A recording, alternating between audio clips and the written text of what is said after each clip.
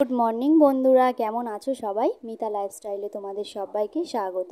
এই যে দেখো, সকালবেলা এখন বৃষ্টি হচ্ছে। তো আমার ছেলেটাও তার মাসিমণির কোলে বসে রয়েছে, কারণ সেও বাইরে বেরোতেই পারছে না। সে খুব চিন্তায় পড়েছে যে বৃষ্টিটা না হলে সবাই আমাকে কত সুন্দর নিয়ে ঘোরে এখানে মামার বাড়িতে আসলে। আমার ছেলেটা সত্যি কথা, ও মামার বাড়িতে মানে আমার মায়ের বাড়িতে আসলেই ও একটু বেশি ঘোরাফেরাটা করতে পারে। তো আমার শ্বশুরবাড়িতে এমন একটা ওর ঘোরাটা হয় না। তো যাই হোক, এই যে এখানে এখন মাকে বললাম তুমি সব কিছু জোগাড় করে দাও, আমি আজকে রান্নাটা করব। তো চলো, রান্না করতে করতে তোমাদের সাথে একটু গল্প করে নিই। বন্ধুরা, তোমরা একটা জিনিস দেখবে, তুমি তোমার স্বামীর সাথে ভালো থাকলে, ভালো খেলে, অনেকের দেখবে সেটা নজর লেগে যায়। ভালো না খেলেও তুমি যদি আলু ভাতে খেয়ে যদি তার সাথে সুখে শান্তিতে সংসার করো, সেটাও দেখবে অনেকের সহ্য হয় না। তো তোমাদের সেই সংসারটা ভাঙার জন্য অনেকেই লাগে। তো সেরকম কিছু কিছু মানুষের হয়, বা সেটা হয়েওছে। তোমরা দেখো, সবথেকে বড় কথা, যেমন আমার আর আমার বরের সাথে যে ঘটনাটা ঘটেছে, যেমন আমার তখন আমার ছেলে 6 মাসের পরে আমার শরীর খারাপ খুব বাড়াবাড়ি হয়ে গিয়েছিলো। মানে আমি একদম, এক কথায় আমার গায়ে মানে শুধু হাড়গোড় ছিল, আমার গায়ে কোনো মাংস ছিল না, যেটা সত্যি কথা, আমি খোলাখুলিভাবেই তোমাদের সাথে শেয়ার করছি। তো আমি খুব অসুস্থ হয়ে গিয়েছিলাম। তো আমাকে সত্যি কেউ দেখার ছিল না। আমার হাজব্যান্ড সব সময় রাত দিন এক করে আমার সেবা করেছে, সেটাই অনেক চোখের লেগে গিয়েছে যে বাবা বউকে এত যত্ন করছে, বউকে মাথায় তুলে রেখে দিয়েছে।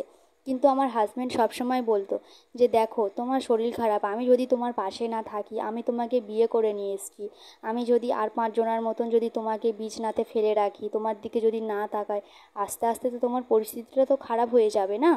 তো সেই জন্য দেখো, আমার বাপের বাড়ি তো সোনারপুরে আর আমার শ্বশুর বাড়ি বারাসাত।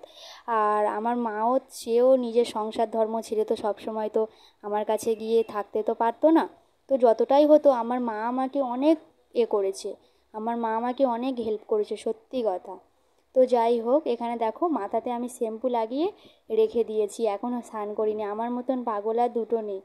তো এই দিকে দেখো, দুপুরবেলা রান্না করেছিলাম, পটল চিংড়ি করেছিলাম, আর নিয়েড়ে মাছটা আলু বেগুন দিয়ে করেছিলাম। তো গ্যাসে রান্না করতে করতে আবার আমি একটু কাঠের দিকে চলে গিয়েছিলাম। মা বলছিল যে তুই কি এখানে করবি, ভাতটা হয়ে গিয়েছে। তো আমি আবার কাঠে তরকারিটা বসিয়ে দিয়েছিলাম। আর এইদিকে বিকালবেলা দিদির মেয়ের সাথে একটু এইদিকে আমাদের রাস্তায় হাঁটতে আসলাম। তো এই রাস্তা দিয়েই আমরা আগে স্কুলে যেতাম।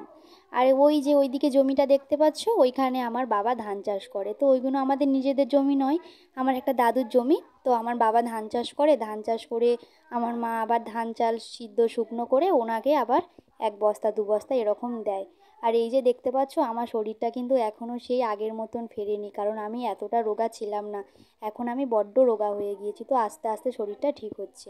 আর এখানে এই যে কচুর পাতাটা দেখতে পাচ্ছ বন্ধুরা, তোমরা যারা যারা এটা খেয়েছো তারাই একমাত্র এর টেস্টটা বুঝবে।